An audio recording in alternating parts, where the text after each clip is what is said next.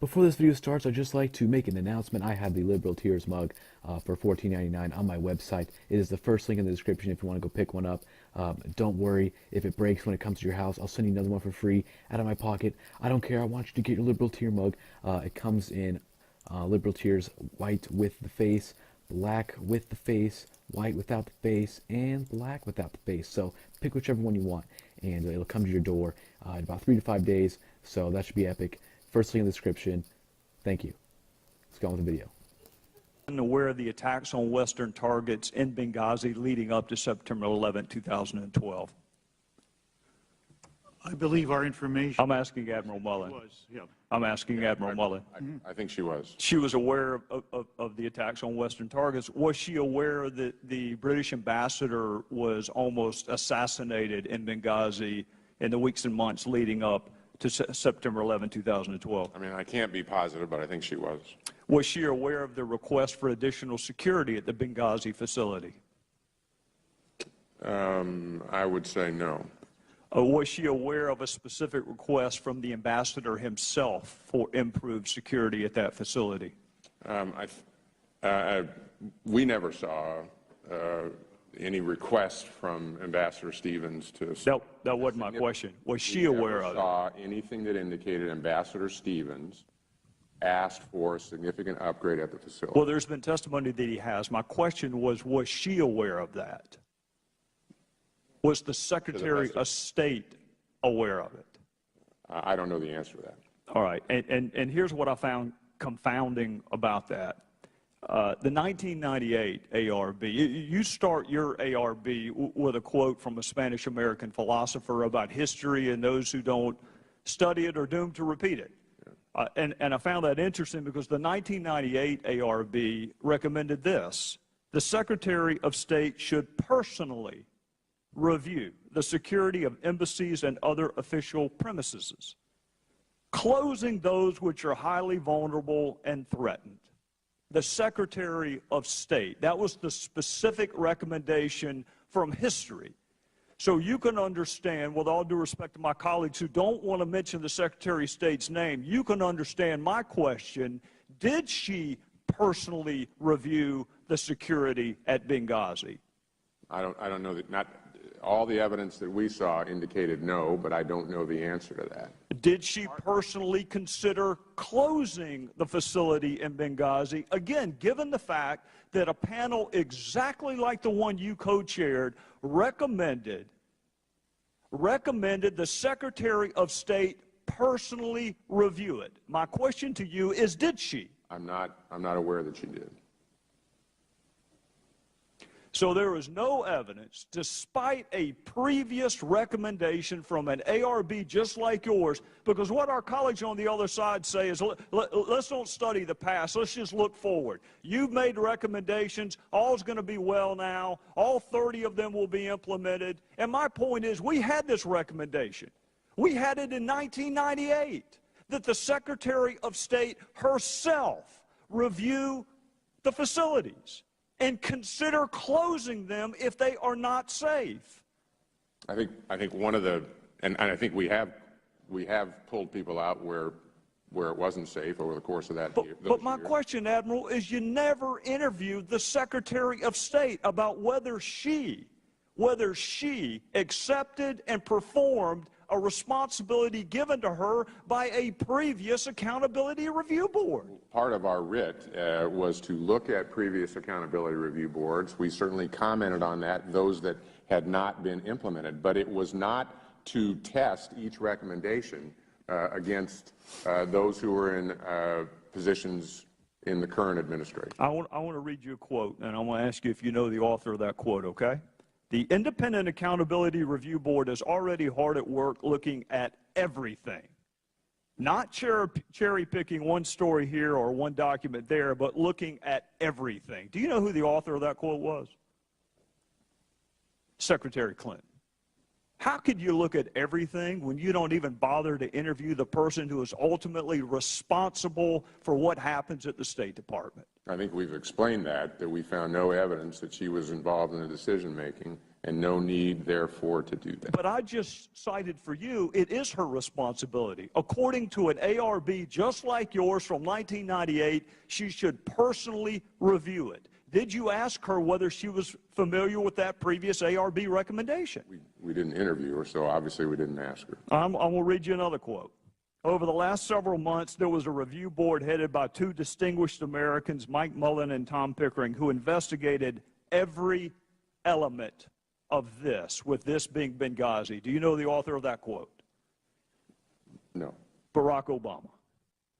Did you interview him and ask whether he made any calls to any of our allies in the region and said, can you help us? Our guys are under attack. We did not. Admiral,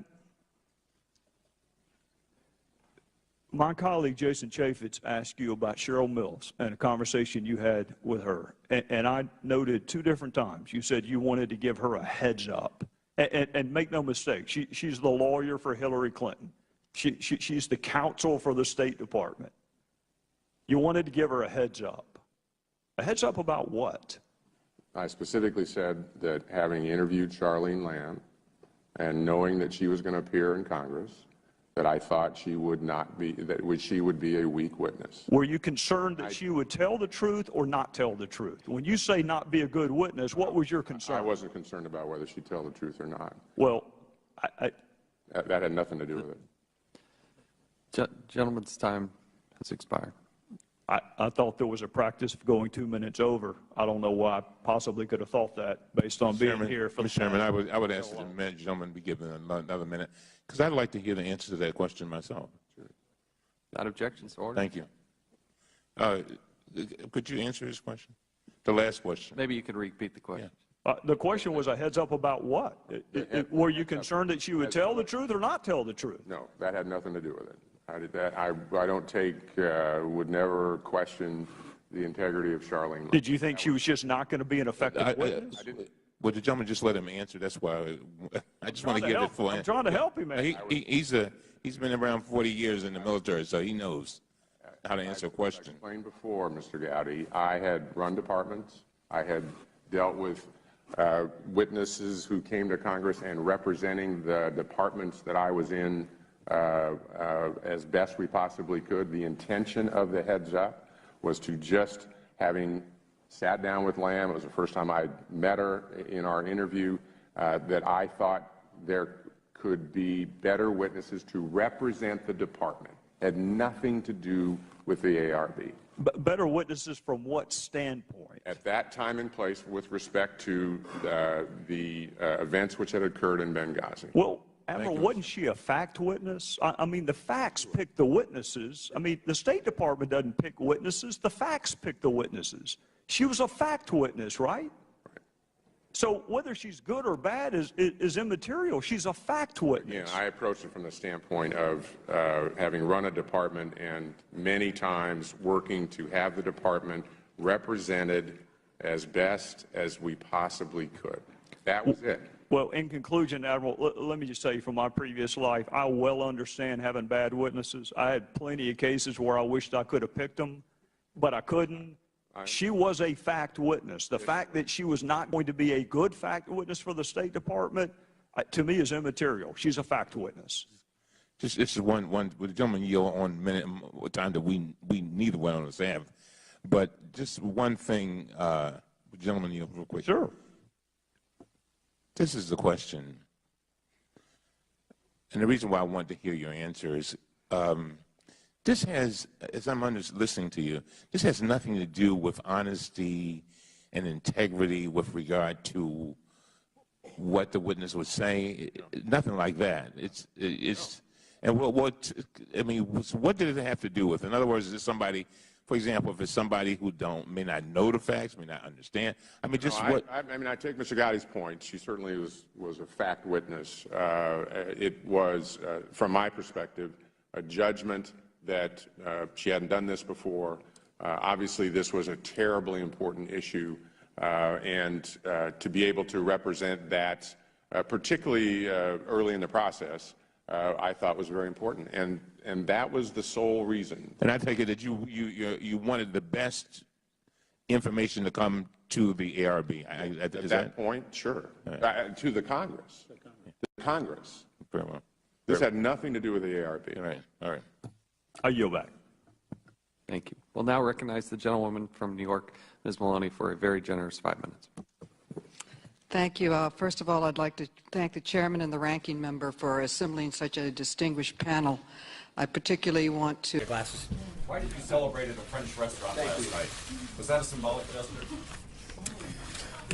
Thanks, Administrator Pruitt. Earlier this morning, the May jobs report was released showing that Americans seeking jobs are having more success finding them than at any point in the last 16 years. There's a lot of positive signs coming out of the job market. Over 600,000 private sector jobs have been added since the president took office. The key U6 unemployment rate, which gives a broader look at both unemployment and underemployment, fell a full percentage point since the president took office in January. Long-term unemployment is down by 187,000 since the president took office, and America's miners and drillers are getting back to work, with that sector showing job growth for the seventh straight month. The president's not going to stop until every American who wants to work can find meaningful employment. That's why we're working tirelessly on policies that will keep the economy growing, with a tax plan that will leave more money in the pockets of hardworking Americans and making it easier for businesses to thrive, an infrastructure initiative that will generate $1 trillion of investment and put Americans back to work, rebuilding our nation's crumbling roads and bridges, repealing and replacing the job-killing Obamacare with a system that encourages competition and drives prices down, and a systematic regulatory reform to reduce unnecessary burdens on manufacturing and other key industries, aiming for the most far-reaching rollback since the Reagan years. You can expect the president to be focusing even more on jobs this month and holding events in Washington and outside, pushing his pro-growth, pro-jobs agenda. Later this afternoon, the president is going to be signing two bills that were both passed with bipartisan support that help protect those who protect us, our nation's veterans and public safety officers. First, the Public Safety Officers Benefit Improvement Act of 2017, which was co-sponsored by Senate Judiciary Committee Chairman Chuck Grassley of Iowa and Senator Kristen Gillibrand of New York. It was unanimously passed by the Senate last month. It will reduce the unacceptable backlog of families awaiting approval of survivor benefits and public safety officers that were killed in the line of duty. The second is the American Law Enforcement Heroes Act, which is co-sponsored by Senator John Cornyn and Senator Amy Klobuchar, which also unanimously passed the Senate and assists state and local law enforcement in adding veterans to their forces by prioritizing the Department of Justice funding to law enforcement agencies that is used to hire veterans. It's critical that we support our veterans and the loved ones of those who have paid the ultimate price while protecting our communities. The president's glad to be signing these important bills today, and there'll be a pool spray at the top of that shortly. Also in Washington today, Education Secretary Betsy DeVos visited the Eagle Public Charter School this morning to show the administration's support for inclusive school environments and celebrate the launch of the Department of Education's new Individual with Disabilities Act effort. At the State Department, Secretary Tillerson met this morning with Foreign Minister of Brazil and is departing for Sydney, Australia this afternoon, where he will join Defense Secretary Mattis to participate in the 2017 Australia-United States ministerial consultations. Prior to his arrival in Australia, Secretary Mattis will attend the Shangri-La Dialogue in Singapore, where he will deliver remarks and meet with regional allies and counterparts to discuss security issues. With that, I'd be glad to take a few questions. Kevin. Thanks, Sean. I want to ask about the push for the travel ban to the U.S. Supreme Court. Is it fair to say that one of the reasons that the president wants to keep this going is obviously now we have a full court impaneled, but also because it gives the White House perhaps a chance to build on some momentum, especially if you look back at yesterday, it would appear that his base was very pleased with what the president decided to do. Is that part of the calculus? And I'd also like to ask as a follow about the XL pipeline. Can you give us an update on what's happening with that in terms of jobs and development? Yeah. I think that what we've said with respect to the executive order in question has been fairly consistent since its implementation and in the first court action. So last night we asked the Supreme Court to hear this important case and are confident that the president's executive order is well within his lawful authority to keep the nation safe and protect our communities from terrorism. The president's not required to admit people from countries that sponsor or shelter terrorism, and until he determines that they are properly vetted and do not pose a threat or risk to the United States. It's pretty consistent with what we've talked about. I don't have an update on, are you talking about in terms of production for Keystone? I don't have that at this time. Zeke? Hey, Sean. You were asked earlier this week about the president's personal views on climate change and whether or not he believes it's a hoax. You said you hadn't had a chance to have that conversation with him. Now it's been 48, 72 hours. What does the president actually believe about climate change? Does he still believe it's a hoax? Could you clarify that, since apparently nobody else in the White House can? Yeah, I have not had an opportunity to have that discussion. The American people deserve to know what the president believes on such an important issue. Administrator Pruitt pointed out that what the president is focused on is making sure that we have clean water, clean air, and making sure that we have the best deal for the American workers. Blake. Trey. Trey, sorry. No worries. Quick question for you on related to the Paris Climate Agreement. Why does the president feel it's important to continue to reduce carbon emissions and export clean energy technology? I think he understands the importance of clean air, clean water, as I just mentioned, and a healthy environment, but also doing so in a way that provides the American workers and our economy a way to grow. But obviously, as Administrator Pruitt pointed out, that we've got a lot of technology that we can export to other countries and help them.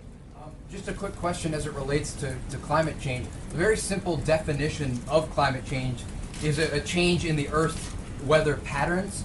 The EPA administrator said today that he does feel there is some value to the studies that say that the Earth is warming somewhat. Does the president share the EPA administrator's thoughts on this topic?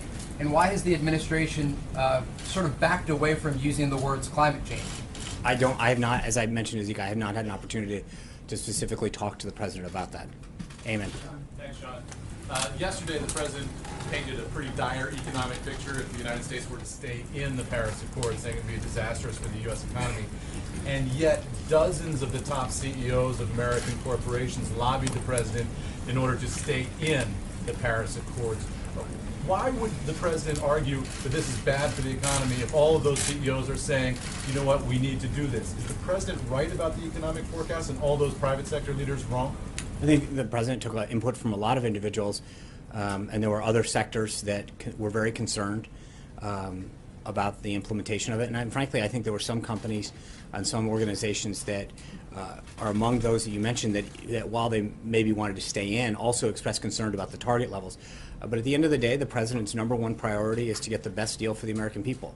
This is who they elected last year. This was, I think, one of the things that we've got to remember is that the president was very clear on the campaign trail about his position on this, but he was also clear that he was going to negotiate the best deal for the American people.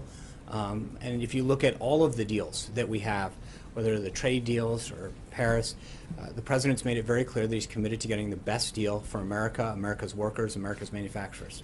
Is it going to replace Elon Musk and Bob Iger on the president's advisory council? I don't know at this point. Jim. Thank you, Sean. The president's critics are claiming that the pulling out of the accord will lift China as a global leader. Do you agree with that sentiment? What does the White House have to say about that? Well, I think part of the reason that the president said it was a bad deal yesterday is because countries, including China, were not making substantial progress in reducing their carbon footprint.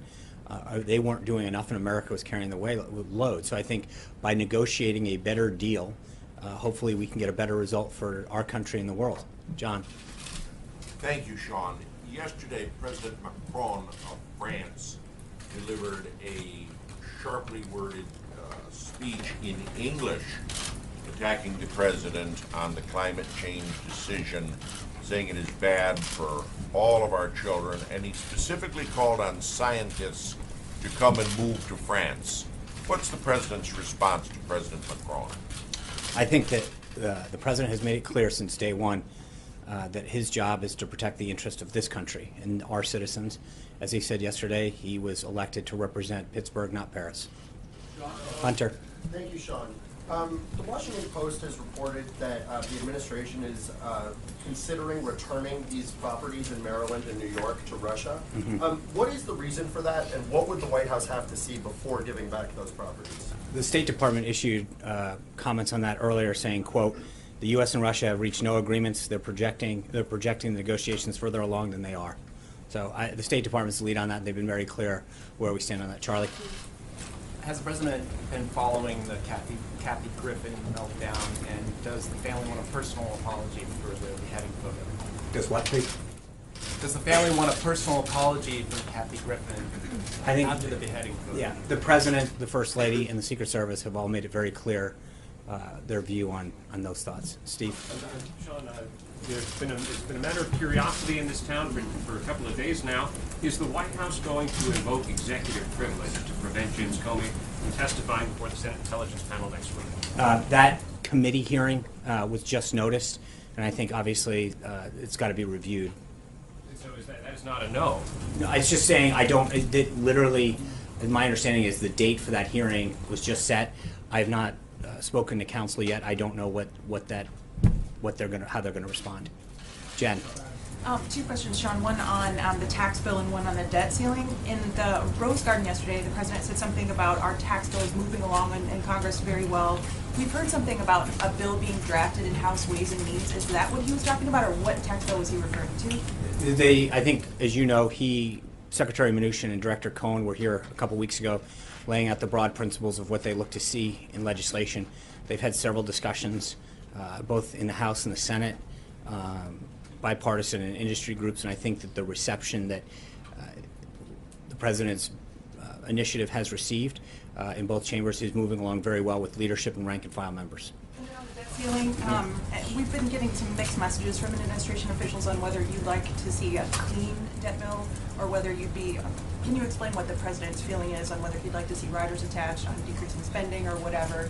What is his feeling? I think both Secretary Mnuchin and Director Mulvaney have weighed in on this. This is something that we're going to work with Congress on. So we're not there yet. It's something that our team is going to continue to work with them on. Jessica.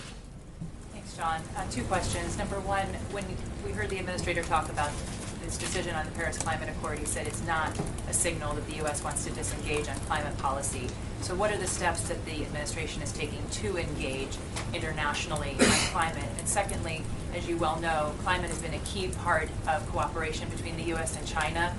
Will you try to replace that very important sort of intersection of interest with something else? Will you continue to do some technological cooperation on clean energy, for example, with the Chinese? Do you have any thoughts on that? Well, this is a decision that was just made yesterday afternoon, and I think the President is going to engage both with domestic stakeholders. He mentioned in the speech yesterday he looks forward to talking to leaders in both parties about a way forward and reasonable ways in which we can engage in that. And then he'll obviously continue to talk to world leaders, but that's a process that has to evolve. What's that? China, the relationship with China as a point of cooperation. Have you guys given some thought to how you'll manage? Because the model was you manage tensions with China as the U.S. government by having areas of cooperation, and this was previously an area of cooperation. There's obviously other areas that the White House is working on now with China, but do you envision some other cooperation on the area of climate with the Chinese government? Well, the relationship that President Trump has established with President Xi has been quite remarkable. He's talked about it very clearly, and it's a model in which they'll continue to build their relationship and talk about issues, whether it's this or North Korea or other areas, economic areas, that they're going to work together on. So I think that the great thing about this issue is that the relationship that the President has and continues to build with President Xi is one that will allow them to move forward. Thank you, Sean. In a recent statement by Senator McCain, he said that Vladimir Putin is a greater threat to the United States security of the U.S. than ISIS. Has the President had any conversation with you about that comment? No, he hasn't. Sean, thank you. Secretary Mnuchin has said that he wants the debt ceiling raised before the August recess, that we're going to run out of money by then. This morning, he wants it clean as well. This morning, Gary Cohn said that the administration is willing to do whatever with Congress to get it passed before August, and the Freedom Caucus has said they want spending cuts. So what does this look like? It doesn't sound as if the Treasury Secretary is going to get a clean bill. What's the administration willing to take as far as spending cuts to get the debt ceiling raised? I mean, I think that was the nature of what Jen was asking, and I think that is a conversation that our team is going to have with congressional leaders and other stakeholders, Freedom Caucus and other members, about what it's going to take. I think there's bipartisan recognition that we need to get that done. And so Secretary Mnuchin, Director Cohen, Director Mulvaney, and other members of the team will continue to work with congressional leaders to figure out what it takes to get it done. Sean, April. Sean, could you tell me, how is the president dealing with the fact that there are several mayors, many mayors, from a bipartisan group of the U.S. Conference of Mayors who are against the president's withdrawal from the Paris Agreement?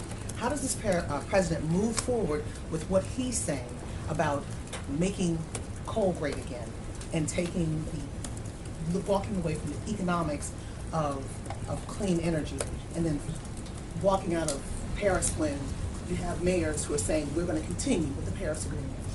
Well, if a mayor or a governor wants to enact a policy, that's on a range of issues, they're accountable to their own voters, and that's what they should do. We believe in states' rights, and so if a locality, a municipality, or a state wants to enact a policy that their voters or their citizens believe in, then that's what they should do. And one other question. But I will say that with respect to elected officials, there was, I think, a large contingent of officials at every level of government that were very pleased with the president's decision yesterday and applauded him for that. A bipartisan group of Republican and Democratic mayors who are very upset about this. And we have some bipartisan support for it. Okay, and last topic. There are numbers of reports on hate crimes. Nooses have been found at the museum, the new museum that the president toured, the African American History and Culture Museum.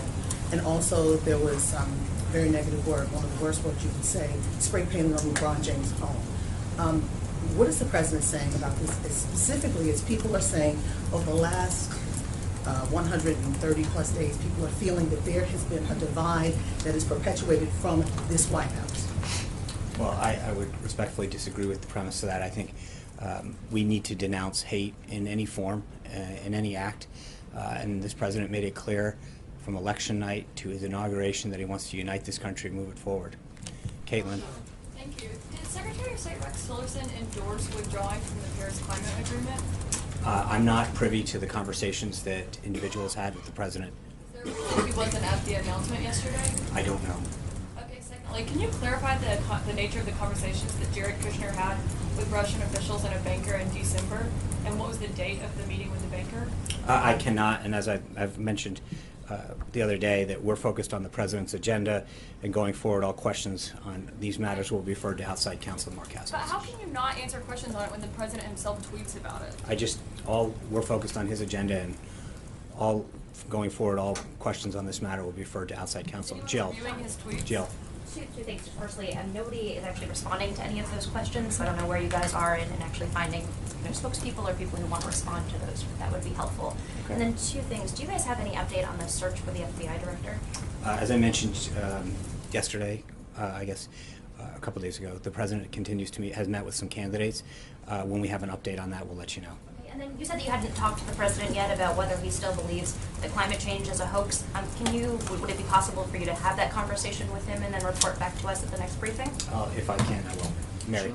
Given that you and Administrator Pruitt can't say where the president stands on climate change, does this mean that members of this administration helped the president make this decision to withdraw from the Paris Accord without knowing where the president stands, without knowing whether or not he thinks climate change is real? My understanding is that individuals gave the president advice on the deal at hand, and he made a decision on what was best for the country and our people on the merits of the agreement. Sean, we know that the president heard a lot of points of view on this, on both sides of the issue, and there was an impression, maybe a false impression, that it was a difficult decision and that he was wavering. In the end, though, yesterday, he was emphatic about getting out of the agreement. In the end, was this an easy decision or was it a close decision? I honestly don't know. I mean, that's what the president is the ultimate decider, and when he comes to make a decision, when he gets the information that he's required, he lets us know that he has a decision and he announces it. And one other thing, there's a lot of talk about renegotiation. Why renegotiate? The United States has the authority to simply reduce the targets. Why not just do that? Because the president believes that it is in our country's best interest to renegotiate the deal. The president signed a waiver yesterday that delayed his campaign promise to move the embassy to Jerusalem. I know you said that this was to not hinder any sort of peace deal. But how confident can his supporters be that this is a campaign promise that he's going to keep? I think when the president signed the waiver under the Jerusalem Embassy Act and delayed moving the embassy in Israel from Tel Aviv to Jerusalem, no one should consider this step in any way to be a retreat from the president's strong support for Israel and for the U.S.-Israeli relationship. The president made this decision to maximize the chance of successfully negotiating a deal between Israel and the Palestinians, fulfilling a solemn obligation to defend America's national security interest. But as he repeatedly stated his intention to move the embassy, the question is not if that move happens, but when. But he promised during the campaign to do it on day one. I mean, is there a time frame now for when he will do this? His ultimate goal is to get peace. And as I said, it's not an if, it's a when. Francesca. Thank you, Sean. Following up on Caitlin's question, and then I have a second thing after that, is it still the administration's position, though, that Jared Kushner was in the meeting with the Russian banker as a representative of the transition, representing the president, the president-elect? As I said to Caitlin, we're focused on the president's agenda, and going forward, all questions on these matters will be referred to outside counsel, Mark Kessler. Something you may be able to answer directly is, does the president still have confidence in Jared Kushner? Absolutely. Thank you, Sean. One of the ethics pledge waivers that the White House released applied to all White House appointees concerning discussions with the news media and was retroactive. Was that aimed at, did the White House have Steve Bannon's communications with Breitbart News in mind? Was that applied retroactively to address those communications? And any response to Director Schaub's claim that if you need a retroactive waiver, you have violated a rule? Yeah, that's correct. There's two pieces to that that are important. One is, remember, this didn't have to do with the law or regulations. This had to do with the president's pledge, his ethics pledge. So he is the ultimate decider on that. This isn't with respect to a law or regulation. And that what we discovered was that several individuals on staff had previously worked for media organizations. And in order to continue having those discussions and advancing the president's agenda and priorities, it was important to make sure that all individuals had the opportunity to be able to speak to the media about what the president was doing to make the country stronger. For what it's worth, today happens to be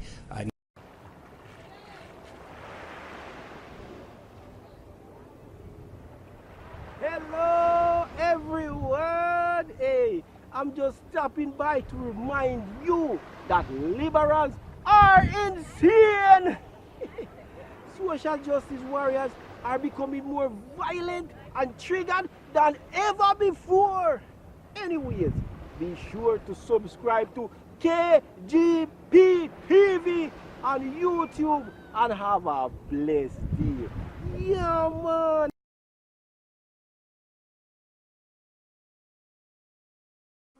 The facilities and consider closing them if they are not safe.